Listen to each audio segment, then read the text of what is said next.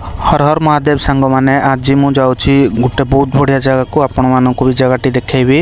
आम जाऊँ एक्चुअली कुआलू गाँ जोड़ा कि ढेंकानाल डिस्ट्रिक्ट अच्छी आउ से अच्छा अष्टशंभु ठाकुर अष्टशंभु मंदिर आपण मानक दर्शन करेबी। वीडियोटी को प्रथम शेष पर्यंत देखु जमार भी मिस करंतु नाही।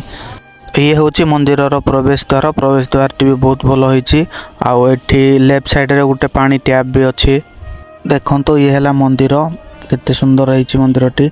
आउ किछि भंगा मूर्ति भी अच्छी भगवानंकर। तो ये है मंदिर परिसर देखंतु केते सुंदर है। बहुत पुराना मंदिरटी आपण माने शेष पर्यंत देखंतु। तार एक्चुअली अष्टशंभु यार ना एथि दिखाई कि यार 8टा लिंग 8टा जगह भगवान पूजा पाउछंती। तो एबे मु आपण मानक मंदिर भितर को नहीं जाऊँगी। देखंतु मंदिर भितर भगवान दर्शन करंतु।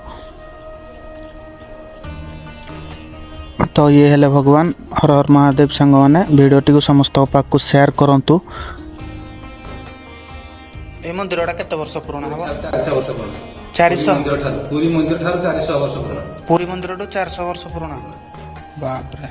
ಇದು ಸ್ತಂಭ ಮಸದ ರಾಜ ಕುಲ ಸ್ತಂಭ ರಾಜ दाको दाको बळदे ताको ना राजा मसा पहुंचना गां ना है पाव। अच्छा अच्छा सोफी वंश राजा सब। तो चलन तो एबे जीवा मंदिर रो टिए पछ भाग को। तो देखंतु मंदिर रो पछपटे भगवान शिव पूजा पाउछंती। ये है मंदिर रो पछ भागटी बहुत सुंदर होइछि। एक्चुअली मंदिरटी बहुत पुराना माने बहुत पुराना। देखंतु आपण माने भी देखि पारते मंदिरटी केते पुराना। आ एठी भी ठाकुर पूजा पाउछंती पछपटी भाग रे। सत कथा कहया कले आम माने सांग माने केही भी भाबी नथलु आज भगवानंकर दर्शन करियो बोली एते पाखरु। आ भगवान को लिंग को स्पर्श करा हला केते भल लागिला बहुत भल लागिला। पुन भाई तुमको अष्टशंभु मंदिर दर्शन करी केमती लागिला? पूरा पूरा आज स्पर्श दर्शन है माने सब दिन भिड़ रे जा हो बाबा को दयारु आज पूरा मंदिर बहुत फांका थिला। दर्शन पूरा अति सुंदर एते पान सुंदर दर्शन करि केबे भी करना जाई स्पर्श दर्शन।